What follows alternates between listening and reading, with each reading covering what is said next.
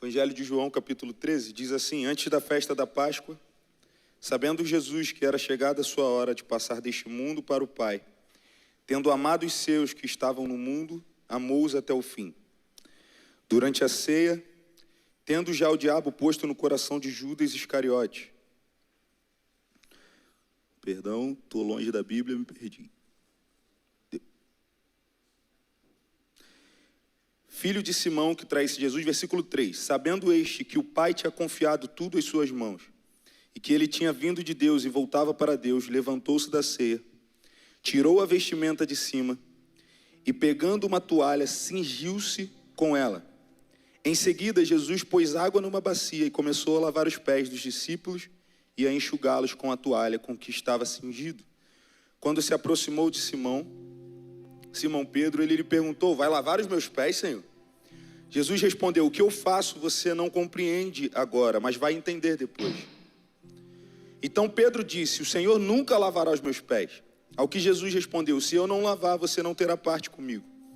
Então Pedro lhe pediu: Senhor, não somente os pés, mas também as mãos e a cabeça. Jesus respondeu: quem já se banhou não precisa lavar nada, a não ser os pés, pois quanto ao mais está todo limpo, e vocês estão limpos, mas não todos. Pois ele sabia quem era o traidor, foi por isso que disse: nem todos estão limpos. Versículo 12, depois de lhe ter lavado os pés, Jesus pôs-se de novo as suas vestimentas e, voltando à mesa, perguntou: vocês compreenderam o que eu lhe fiz? Vocês me chamam de mestre e de Senhor e fazem bem, porque eu sou. Ora, se eu, Senhor e mestre, lavei os pés de vocês, também vocês devem lavar os pés uns dos outros. Por que Jesus fez isso? Versículo 15. Porque eu lhes dei o exemplo, para que como eu fiz, vocês façam também. Só até aí. Espírito Santo, nós oramos mais uma vez, pedimos para que o Senhor converse conosco, que o Senhor sente na mesa conosco nessa noite e nos ensine para que a cada dia, Senhor, a gente se pareça mais contigo. Essa é a nossa oração, em nome de Jesus. Amém e amém. Sabe, a gente compartilhando um pouco daquilo que nós fomos ministrados no retiro, desde o primeiro dia que nós chegamos, uma palavra sai dos 5 dias: caráter. Começamos a sexta ouvindo a respeito de caráter. Tivemos um tempo de mesa com o pastor e com a pastora Vera. Foi muito tratado sobre caráter. E todas as outras pregações, nós fomos tratados no nosso caráter. Amém? Eu acredito que Deus ele está alinhando a igreja para coisas maiores do que as que nós experimentamos até aqui possam voltar a acontecer. Deus ele não habita no meio do pecado, e nós sabemos muito bem disso, amém? Então eu creio que aquilo que nós construímos nos fez chegar até aqui. E Deus agora está começando a limpar algumas coisas que estão escondidas, para que isso não nos trave de viver sinais e maravilhas e tantas outras coisas. Eu preciso testemunhar algumas coisas que nós vivenciamos. Na terça-feira nós tivemos um tempo com os meninos, algo direcionado por Deus que eu tive no coração, pedi ao pastor autorização, a gente teve um tempo de oração. E nós tratamos sobre caráter. No final, nós oramos por um amigo nosso, jovem daqui dessa igreja, que acordou em uma manhã, de uma hora para outra, perdendo 80% da audição do ouvido esquerdo, se eu não me engano. Depois de nós tratarmos sobre caráter, eu senti no espírito de orar pelos ouvidos dele. Ele já está aqui há algum tempo, nunca tinha sido direcionado para isso. Mas no momento em que nós oramos e nós perguntamos a ele, pedimos para tampar o ouvido bom, e perguntamos como ele estava ouvindo, ele começou a chorar e cair de joelhos, porque ele falou que estava ouvindo daquele ouvido como ele nunca tinha ouvido há muito tempo já, desde quando tinha acontecido.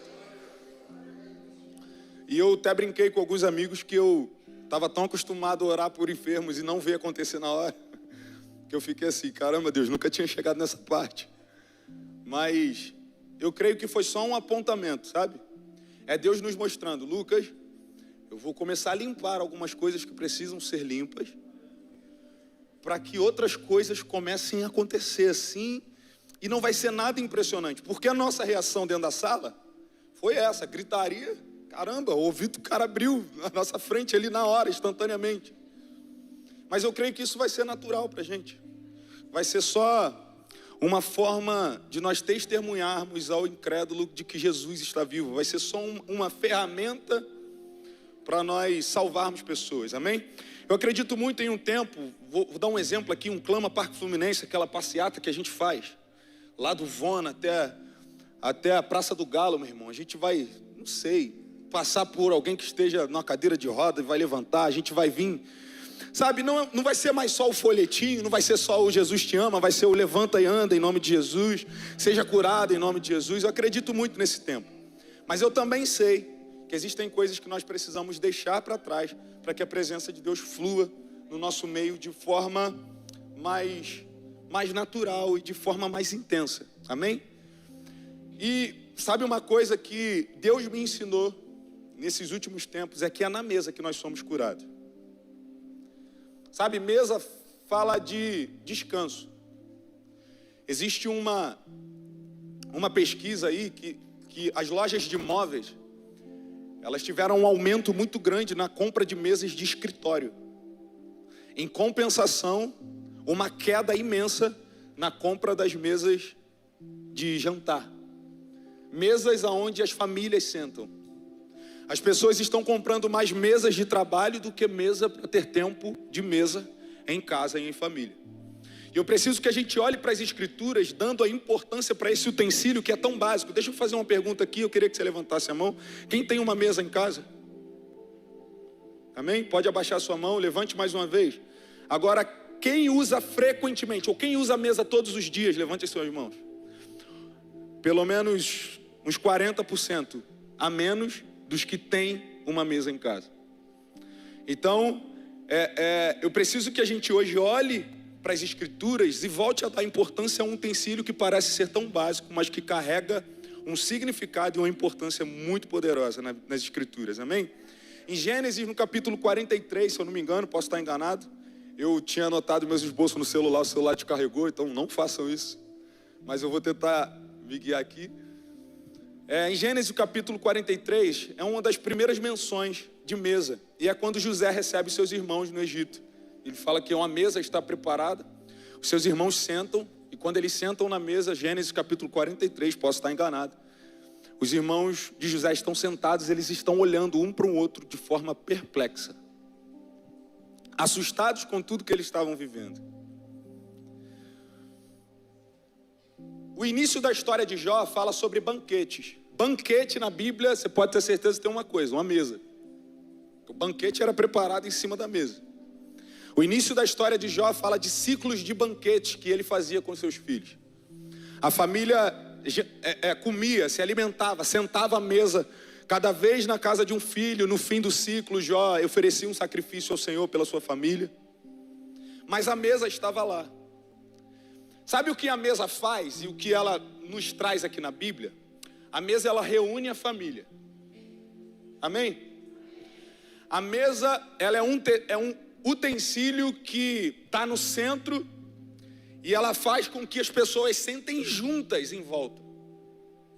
A mesa na Bíblia, ela carrega um significado muito poderoso, e o salmista também fala disso, que é sobre reunir a família. Mesa fala de família. Amém? Biblicamente, mesa fala de família.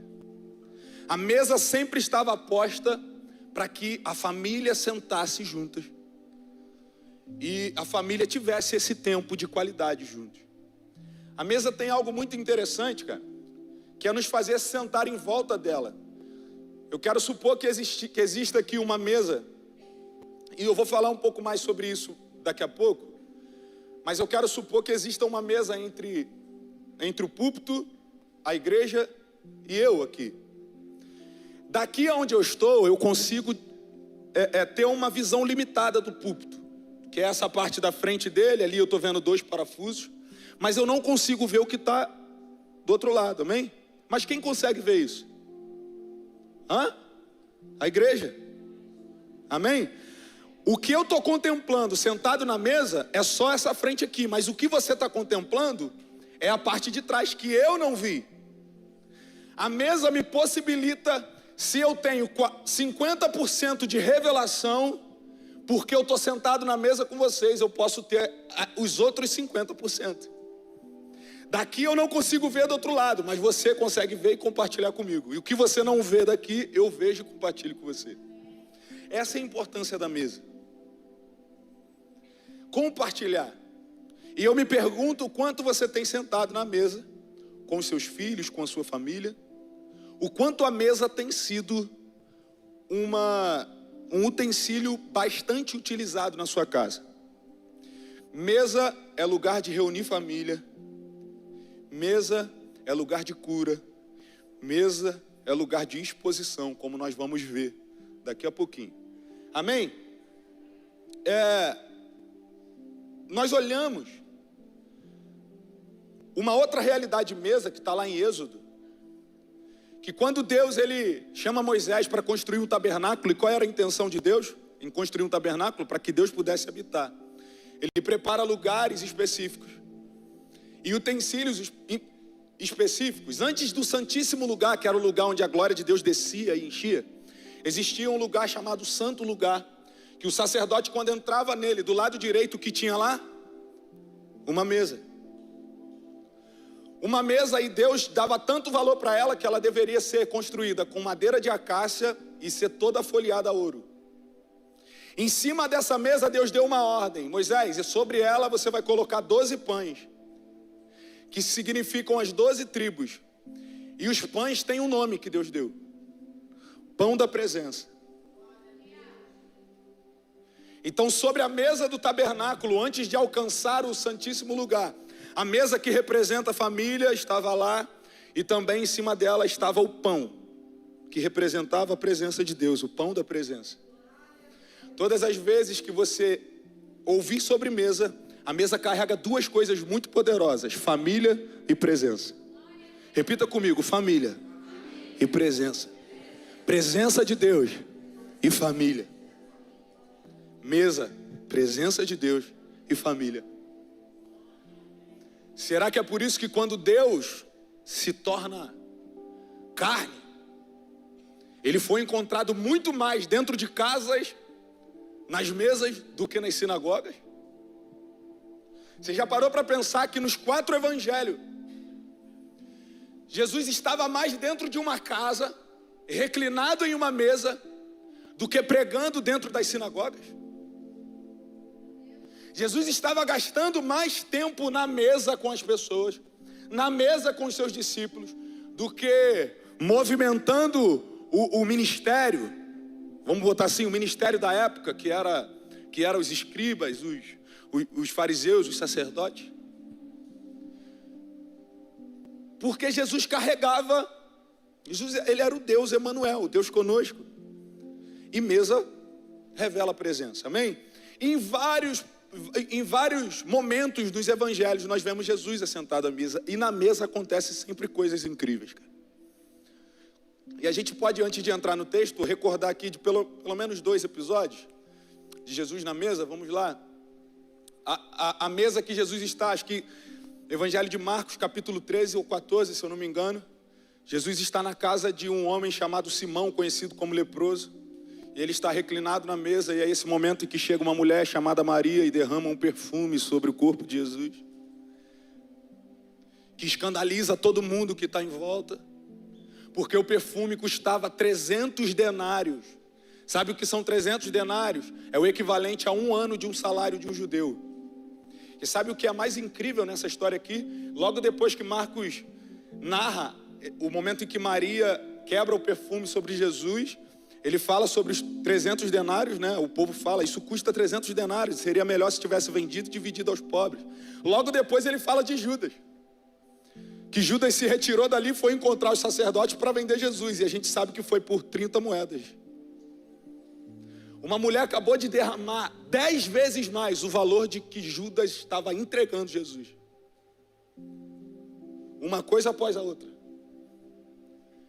Porque na mesa é o que acontece. A gente está sentado na mesa e Jesus pode estar lá, mas lá vai ter o cara que vai estar se vendendo por tão pouco, mas também vai ter aquele que vai estar entregando tudo para ele, sabe? tudo e até mais do que tem.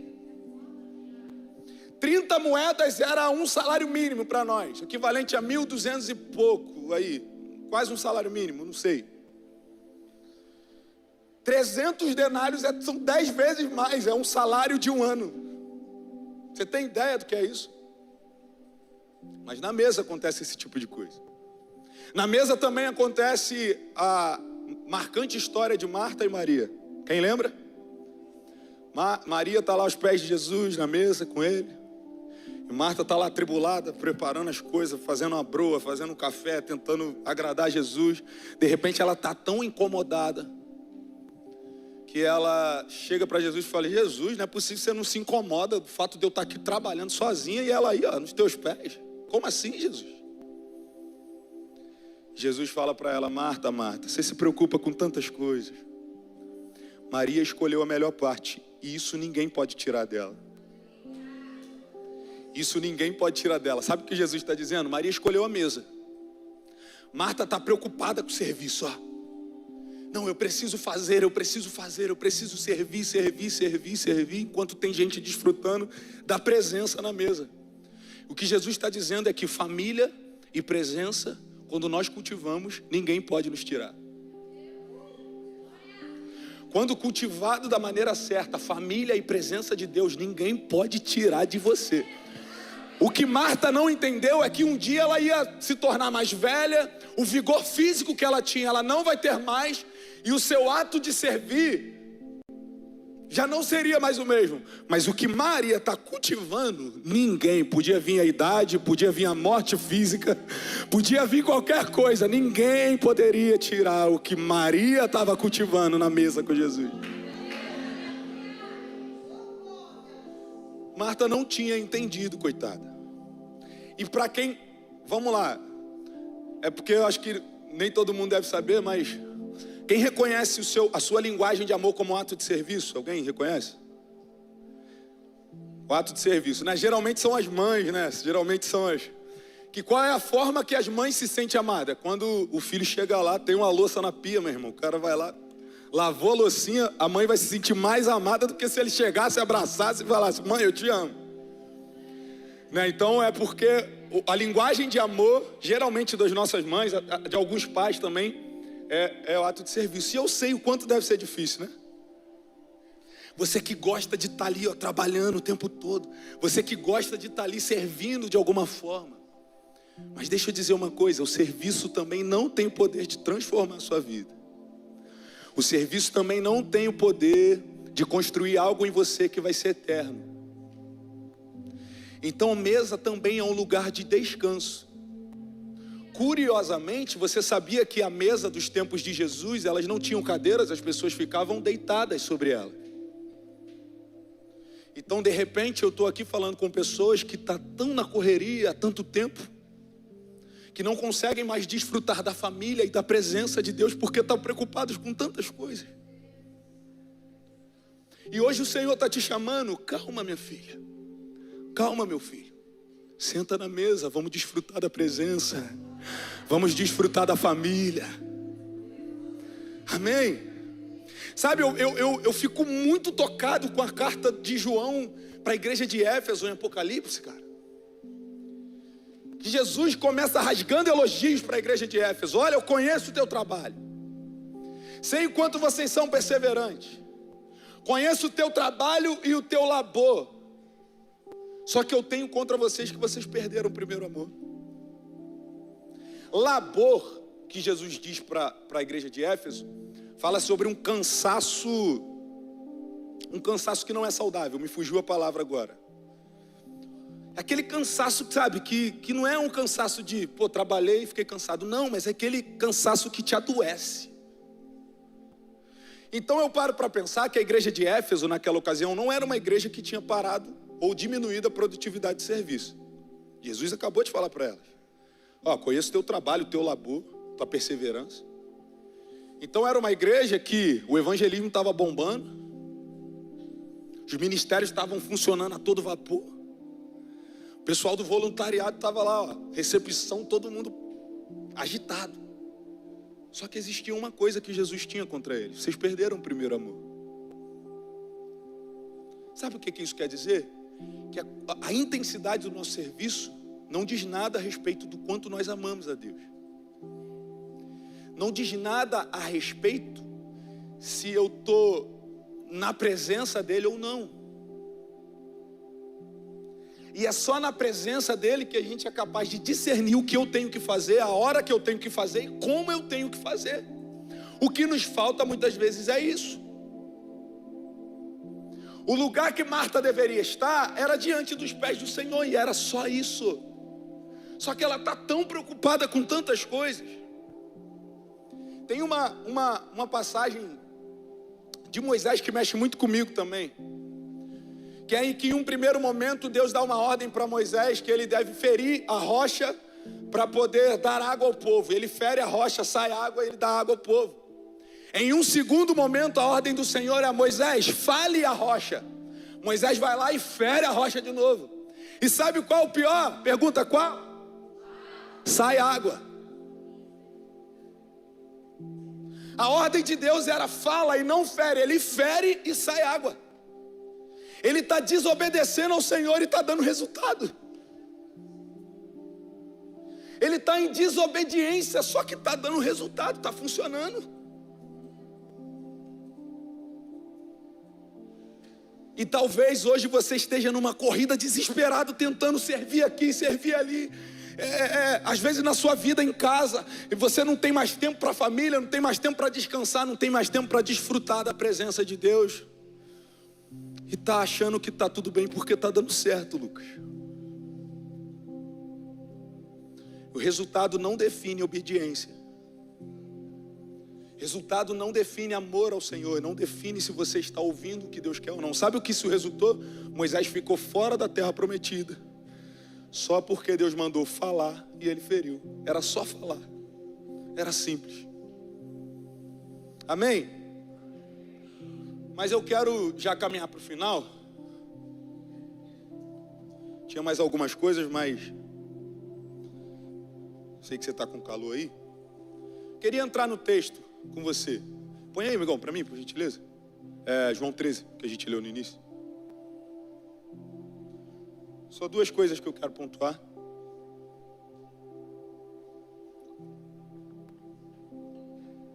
Põe na NVI, amigão, por gentileza.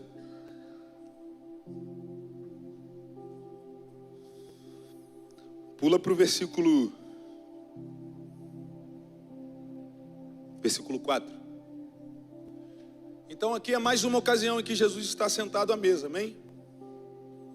A princípio aqui, o último momento de Jesus com seus discípulos.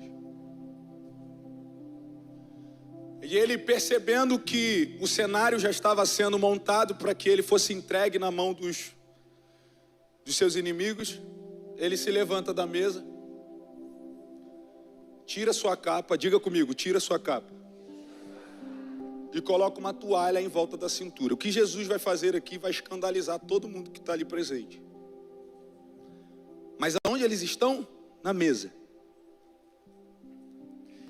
O legal é que, como nós lemos, eu quero que você pense nisso o tempo todo, é que tem um propósito pelo qual Jesus se levanta para lavar os pés dos discípulos. Ele fala lá no final, nós lemos: para que isso sirva de exemplo, e para que vocês façam isso uns pelos outros. Então Jesus está se colocando como exemplo, amém? Jesus se levanta, depois disso tira sua capa, depois disso derrama água numa bacia e começa a lavar os pés de seus discípulos, enxugando-os com a toalha que estava em sua cintura. E aí mais para frente, vamos imaginar aqui, todo mundo sentado na mesa, Jesus levanta e começa a lavar os pés dos discípulos. Por que escandaloso? Alguém já passou pela experiência de ter alguém lavando teus pés? É ou não é extremamente constrangedor? Tanto você lavar, quanto você ter os seus pés lavados por outra pessoa. Por quê? Porque principalmente no contexto da época, aonde as pessoas só andavam de sandálias, que é um calçado aberto, ou descalços, o pé era a parte do corpo onde estavam a parte mais suja. Era o que tinha contato direto com a poeira. Amém? Só que eu quero que você pense que geralmente também o pé sujo geralmente está escondido enquanto você está em pé. Alguém já teve a experiência aqui pequeno? Pô, os antigos aí com certeza, jogava a bola na rua, ia deitar direto sem o banho, a mãe falava assim, levanta com esse pé preto daí. Porque quando a gente deita, a sujeira debaixo do pé aparece. Incrivelmente, eles estão deitados na mesa.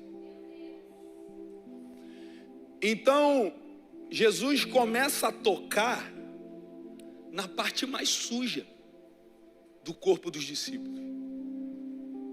Jesus começa a tocar no que geralmente ninguém vê. Jesus começa a tocar no que geralmente está escondido, mas é podre, é sujo, está cheio de bactéria ali. E a maneira que quando ele chega em Pedro, Pedro fala, não Jesus, pelo amor de Deus, você não pode lavar os meus pés. Exagerado, como sempre. E aí Jesus fala para ele, Pedro, se eu não lavo seus pés, você não tem parte comigo. Ele, então não lava só os pés, Senhor. Cai Pedro devia fazer teatro na época. Não, só os pés não, Senhor, minhas mãos, a minha cabeça. E aí Jesus dá uma resposta bacana para ele. Ele fala, Pedro, quem já se banhou não precisa tomar outro banho, apenas lavar o pé. Deixa eu te perguntar uma coisa, alguém aqui já foi lavado e banhado pelo sangue do Cordeiro que nos purifica do pecado? Amém. Então quem já foi lavado não precisa tomar outro banho, amém? Mas de repente tem uma sujeira debaixo do pé que Jesus precisa tocar nela, que precisa ser lavada, e só pode ser lavada na mesa. Só pode ser lavado na mesa, não vai ser lavado com um pastor pregando aqui no púlpito e você sentado aí. É sentando e compartilhando. Sabe o que é mais incrível? Jesus está fazendo como exemplo. A primeira atitude de Jesus quando ele levanta não é pegar as coisas para lavar, é tirar a capa. Sabe o que é a capa? Capa é a vestimenta externa de todo judeu. O que Jesus está fazendo é, antes de tocar na tua sujeira, eu preciso que vocês saibam quem eu sou. Sabe de quem eu lembro? Eu lembro de Naamã, na beira do rio. Que antes de entrar ele tem que tirar a capa e mostrar a lepra. Mostrar, eu sou doente. Mostrar para quem está em volta que eu tenho problemas, para que eu possa ser curado, lavado. Jesus está fazendo como exemplo. Para quê? Para que eu e você possamos fazer isso também. Exposição, isso aqui me ensina muitas coisas, cara. Primeiro, Jesus tirando a capa dele, é Jesus se revelando, né?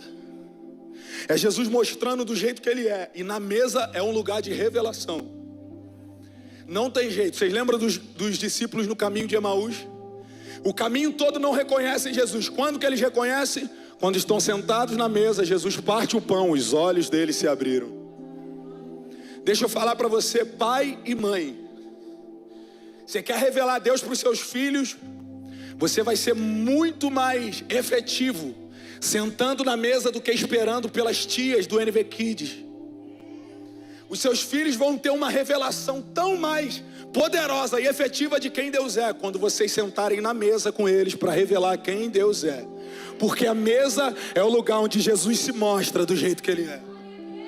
Mesa é onde o olho das pessoas se abre para enxergar quem é Jesus. Tirar a capa fala de tirar o véu, e tirar o véu fala de se revelar. E é na mesa que Jesus se revela. Deixa eu dizer uma coisa para vocês, maiores experiências que eu tive com Deus não foram em cima de um púlpito ou em uma reunião na igreja. Foram sentadas com um líder, foram sentadas em um tempo de mesa em tantos outros lugares. Eu tive uma experiência que eu nunca vou esquecer na minha vida, que eu tive a graça, não sei porquê, o pastor Silvio Júnior me chamou para ir tocar numa oração de pastores, cara. E tava lá todos os pastores da nossa igreja assim, chorando muito. Não tinha igreja, não tinha ninguém, era só pastores. Sabe, desfrutando da presença de Deus numa mesa, todo mundo sentado, e eu não conseguia nem adorar. Quando eu fui questionar Deus, por que eu não estou sentindo nada aqui? Aí Deus falou comigo, porque hoje eu te trouxe aqui para servir Ele. Só gere o ambiente, porque quem vai desfrutar vai ser Ele. E eu vi lá os nossos pastores, todo mundo desfrutando na mesa. Na mesa tem presença de Deus, e na mesa é o lugar onde Deus se revela. Mas o outro paralelo também é tirar a capa, é mostrar o que existe por dentro. É mostrar o que está dentro aqui, ó. Esse aqui sou eu. Posso abrir o meu coração para você? Fui tratado de coisas que eu achei que morreriam comigo, quando eu sentei na mesa com o meu pastor para conversar. Deixa eu dizer uma coisa para você. Exposição, demonstrar fraqueza não é coisa de quem é fraco. Pelo contrário, é coisa de quem é forte. Você precisa prestar conta da sua vida para alguém, meu irmão. Alguém precisa saber o que está... Alguém precisa ter acesso a essa sujeira que está debaixo do pé. Acreditamos que você foi lavado, que você nasceu de novo, sim, mas existem coisas que precisam ser lavadas e que geralmente estão escondidas. Sabe, existe um pastor chamado Highlander Silva, que ele postou uma frase que mexe comigo já há alguns dias. Deus não constrói coisas grandes em solos comprometidos. Deus está levantando a igreja nesse tempo para se livrar daquilo que te compromete, meu irmão. Deus não constrói grandes edifícios se o solo é comprometido. Livre-se daquilo que compromete a sua vida, meu irmão, minha irmã. Deus hoje me trouxe aqui para poder também tratar o meu e o seu caráter. Permitir que alguém toque nos seus pés. Mas Lucas, é constrangedor, cara, mas alguém precisa tocar. Tiago nos ensinou uma coisa muito poderosa, confessando os pecados uns aos outros, para quê? Para serem curados. Ele coloca o pecado como uma doença, cura. Sabe o que eu entendo com isso? Há pecados que se tornaram doença, que você só vai ser curado confessando. Quando o pecado que você carrega aí se tornou uma doença para você, irmão, confessa para ser curado. Procura um homem, uma mulher de Deus e vai procurar ajuda, mas abandone aquilo que compromete a sua vida, para que Deus continue fazendo e operando, continue fazendo e operando.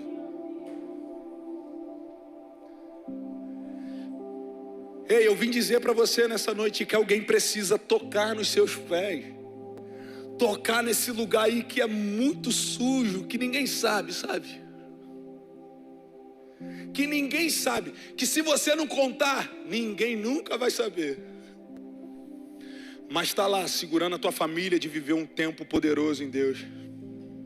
Está lá segurando a sua vida financeira de deslanchar. Está lá segurando a sua vida ministerial de crescer. Está atrapalhando os seus filhos de crescerem. Sabe por quê? Falando também sobre família. Porque o filho faz o que vê o pai fazer. E isso não é só físico, é espiritual mesmo. Hoje eu estou descobrindo coisas que eu precisava deixar, que simplesmente estão em mim, porque foram comportamentos dos meus pais, da minha família. Sabe por quê? Porque o filho faz o que vê o pai fazer. E eu quero perguntar para você, pai, o que o seu filho vê você fazendo?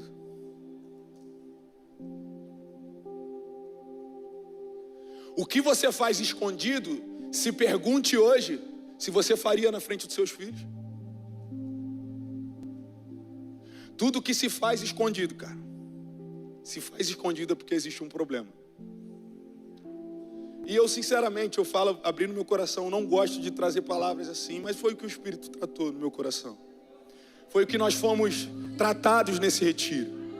Eu acredito que para esse tempo o Senhor está levantando uma igreja limpa e íntegra.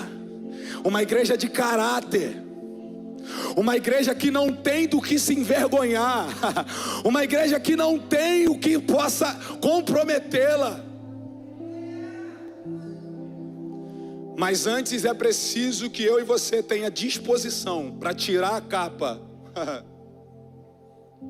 Tirar a capa, sabe por quê, irmão? Tem um monte de homens, tem um monte de jovens, tem um monte de adolescentes precisando que você também toque nos pés dele. Mas antes de tocar no pé de alguém, você precisa tirar a capa e expor que você precisa de ajuda e se permitir ser curado. Então eu tenho um conselho para você. volte para a mesa. De repente você está na agitação da vida, de repente você está funcionando na igreja, mas carregando um monte de coisa suja.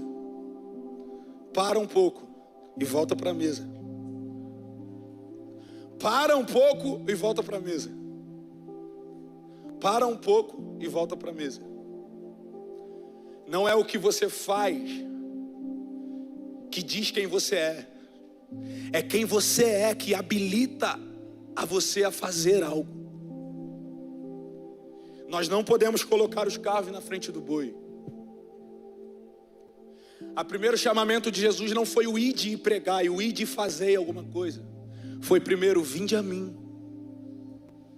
Todos vocês que estão cansados e sobrecarregados, e eu vos aliviarei. Vinde a mim. Jesus chamando para a mesa, chamando para a presença. Vinde a mim. Lucas, e depois do vinde a mim veio o ide? Não. Aquele que quiser continuar comigo, negue-se a si mesmo, tome a sua cruz e venha. O segundo chamamento. O primeiro não custa nada, o segundo custa tudo. Custa tudo. O evangelho é isso, Paulo nos ensinou. Somos considerados como ovelhas sendo levadas ao matadouro todos os dias por amor a Deus. O evangelho é escolher morrer. Você lembra de Simão, que estava passando, pegaram ele, ajuda Jesus a carregar aqui. Diferente de Simão, nós escolhemos. Simão foi escolhido para carregar. Eu e você temos que escolher a cruz. Escolher a cruz. Aquele que quiser vir após mim, negue-se a si mesmo, tome a sua cruz e venha. Porque quando você se nega, quando você está carregando uma cruz, o teu caráter está sendo tratado. As coisas mundanas, os hábitos mundanos estão ficando para trás. Aí sim você está habilitado de pregar o evangelho para toda criatura. Mas existe um processo, amém? E Deus hoje quer tratar do meu e do seu caráter, amém? Fique de pé aí no seu lugar.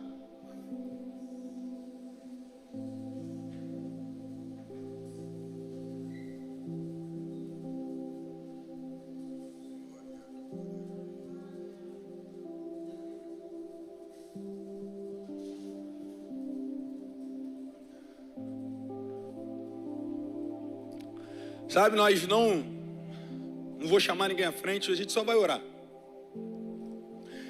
Até porque eu não quero correr o risco de emocionar você com uma canção, e a emoção não tem o poder de transformar a nossa vida, gente. E eu creio muito nisso, cara. Sabe, que não dá mais para ser canções, não dá mais para ser um ritual, se a minha vida continua mesmo. Precisamos mudar os nossos hábitos, os nossos comportamentos, as coisas que nós pensamos. Mas eu queria que você guardasse esse trechinho da canção que nós cantamos. Na tua mesa cura, aqui tem vinho e pão, e tem um lugar para mim. Tem um lugar para você na mesa do Senhor. Lucas, mas eu sou esse cara que você está falando. Lucas, eu sou essa mulher que você está falando. Estou cheio de falhas no meu caráter, coisas que eu não consigo vencer nunca. Coisas que ninguém sabe, Lucas. Cara, tem lugar para você, minha irmã. Tem lugar para você. Eu amo o que o escritor aos Hebreus diz. Aproximem-se confiantemente do trono da graça. Sabe o que é incrível? Por que um rei se assenta no trono? Para julgar. O trono não é o lugar que o rei passa o dia. Ele só senta lá para julgar. O escritor aos Hebreus está dizendo que quando nós nos aproximamos do trono, a gente encontra graça, não juiz. Favor imerecido. Qualquer um que se apresenta diante do trono espera ser julgado. O escritor aos Hebreus está dizendo: aproximem-se com confiança do trono da graça. Tem graça no trono. Tem graça no trono para transformar a sua vida, meu irmão. Tem graça no trono para transformar a sua vida, minha irmã. E sabe o que ele continua dizendo? Que nós temos que nos aproximar em tempo oportuno. Sabe o que ensinaram pra gente? Que a graça está disponível só para nos tirar do lamaçal do pecado. Não, a graça é a ferramenta de Deus para que você não caia. Aproximar do trono da graça em tempo oportuno é se aproximar do trono da graça antes de cair. Olha a oração de Jesus Cristo: nos livre de cair em tentação. Meu irmão, minha irmã, existe uma realidade de não cair no pecado. Todos os pecados estão sujeitos a serem vencidos, por maior que pareça para você. Existe uma realidade de não cair em tentação. Jesus, quando volta e encontra os discípulos dormindo, ele diz o seguinte: vigiai e orai. Para quê? Para que não entreis em tentação. Jesus me pegou quando eu li esse texto, porque ele diz assim: vigiai. Sabe do que eu lembrei? De quando eu tirava serviço no quartel de sentinela, que eu tirava serviço com a responsabilidade de vigiar uma área. E qual era a ideia do vigia, do serviço de vigia? Era você estar em um lugar aonde você vê a ameaça, mas a ameaça não te vê. Pô, Jesus me pegou aí. Você quer vencer esse pecado? Vigiar e orar. E sabe o que é vigiar? Se antecipar. Tu sabe que você tem problema ali, meu irmão, não vai. Se antecipa. Você vê a ameaça, mas a ameaça não chega nem perto de você. Você está vendo o tempo todo. Se é o aplicativo que te faz pecar, exclui esse abençoado, esse aplicativo. Tolerância zero para o pecado. Jesus nos disse: se o seu olho direito faz pecar, arranca ele fora. Se a mão que faz pecar, arranca ela fora. Arranca fora. Exclui o aplicativo, sai do grupo do WhatsApp, abre mão da amizade. Ei, homem de Deus, abre mão do trabalho. Se você precisa se corromper lá para poder manter a sua casa, abre mão. Deus vai providenciar o que você precisa. Deixa Deus tocar no teu caráter hoje. Caráter. Se você não guardou nada da mensagem de hoje, guarde isso aqui. Deus não constrói nada em solo comprometido. Se meu irmão, minha irmã, tu tem alguma coisa que compromete a sua vida, abandone. Se você não consegue abandonar sozinho, sente com alguém, tira a capa, expõe a sua doença, mas seja curado em nome de Jesus. Feche seus olhos, coloque a mão no seu coração. Espírito Santo de Deus, obrigado pela palavra dessa noite. Obrigado porque nós sairemos daqui pelo menos com o pensamento diferente. Obrigado porque nós sairemos daqui desse lugar hoje pensativos, confrontados, Senhor, pela Tua palavra. Eu oro por cada irmão aqui, Deus, que tem a coragem de dizer para Ti aí agora que o problema talvez não seja um problema que nós falamos tanto, como imoralidade sexual, mas de repente é o problema de uma irmã que sente inveja, que sente ciúme, que tem problemas com arcar com a Tua palavra, que tem problemas, Senhor, qualquer coisa que fira o caráter de alguém aqui. Nós oramos para que o Senhor coloque no nosso coração disposição para ser tratados, coragem para expor o que for necessário ser exposto. Mas Deus, em nome de Jesus, que nesse caminho nós encontremos o trono da graça, que nesse caminho, Deus, a Tua graça nos transforme, a Tua graça mude a nossa forma de se comportar, a Tua graça mude a nossa mente, mude o nosso coração. Será que alguém pode dizer para o Senhor assim: Deus, toca no meu caráter hoje, toca no meu caráter hoje, Senhor, toca no meu caráter. Vamos lá, diga isso para Ele: toca no meu caráter, Senhor. Como Davi orou, nós oramos: sonda o nosso coração e vê se há alguma coisa escondida, vê se há algum caminho mau, e nos cure hoje em nome de Jesus. Em nome de Jesus. Em nome de Jesus, Senhor. Porque nós cremos, Senhor, que há lugar na mesa para nós. Nos dê sabedoria para deixar o que precisa ser deixado para trás. E nos transforme de uma vez por todas, Senhor. Não queremos mais ser os mesmos, Senhor. Não queremos mais ser os mesmos, Senhor. Não queremos mais ter o mesmo pensamento, Senhor. Não queremos mais ter os mesmos hábitos, Senhor.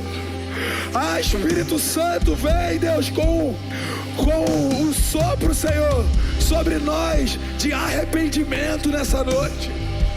Nos conduza nessa noite a um arrependimento verdadeiro, Senhor. Nós não experimentaremos, Senhor, avivamento sem nos arrepender antes. Nós nos arrependemos, Senhor. Nós nos arrependemos hoje. E obrigado, Deus, porque o Senhor está disponível para nos levantar e para transformar a nossa vida, em nome de Jesus. Se você crê nisso, diga amém, aplauda ao Senhor bem forte.